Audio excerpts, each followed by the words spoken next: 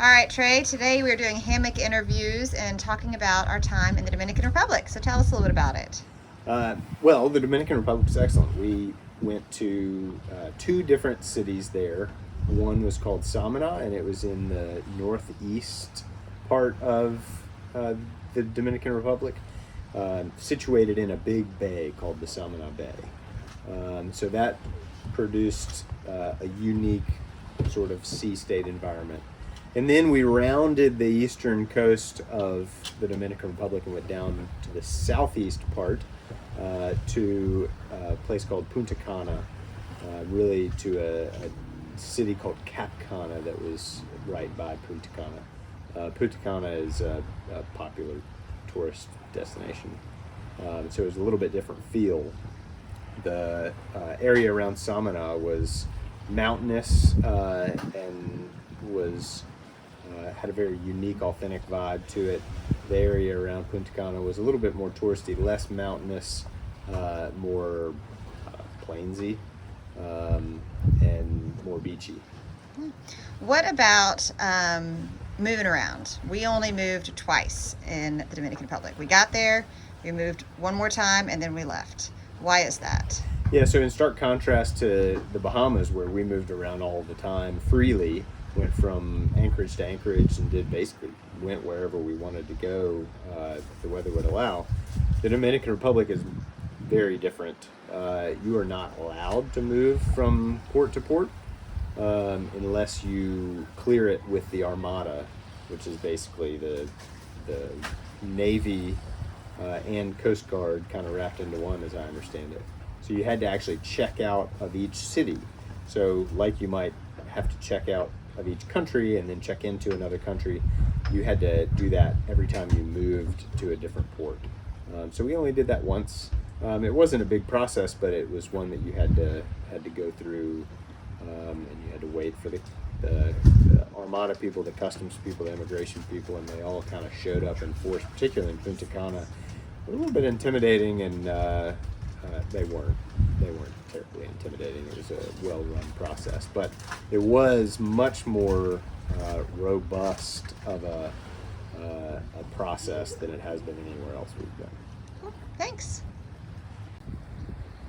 All right, we are having relaxed hammock interviews and talking about the Dominican Republic. Johnny, tell about a cool animal experience we had in the Dominican Republic. We saw whales. We saw whales. What kind of whales? Humpback. Yeah, and why? Where were we when we saw them? We were in the DR. Samana. Samana, yeah. We were all leaving. It was the night that we were leaving Samana. We were on our boat. They were sending us off. And why were they there? They were migrating. Yeah. And are they there all the time, or was it kind of, No. why not? It was like the last week. Yeah. So it was pretty cool, right? Mm-hmm. Awesome. Thanks. All right, next up in our Dominican Republic hammock interviews, Elizabeth is going to tell us about La Cascada El Limón. Elizabeth, what does cascada mean in Spanish? Waterfall. Waterfall. So we went to If you were asking how I got that immediately, I am learning Spanish. That is true. Well, tell us a little bit about the hike and what it was like going to Cascada El Limón. Well, our mom did have to kind of fight with some guy. Negotiate. Okay, and negotiate. So she had to negotiate with some guy, which would be our tour guide, which was kind of helpful at the beginning. Like, we wouldn't have found a little trail if it weren't for him, but the rest of the hike we could have done. Was it an easy hike or a really hard hike? Really hard hike. Yeah. And then we kept going up and up and up and up and up. And then finally, we went like on a really steep down. Like it was like a spiral staircase kind of. And then what was at the bottom? A huge waterfall. And what did we do? We swam in, and it was freezing. We even went under the waterfall. It was awesome. And then we hiked back down, and then we were tired. Yeah. Good. Thanks, No Elizabeth. legs were sore. All right, I found Charlie here lounging in the hammock, wearing his shirt from the Dominican Republic. So Charlie, I'm going to ask you a couple questions. First off, tell us about our time in Samana. We spent some time at the marina. We saw some whales. We did that waterfall hike. But tell me about getting around Samana. What was it like? So, the cars would go every which way. There was no rules, and actually there was no cars. Everybody just used motorcycles. Yeah, it was intense, and yeah, there were no rules.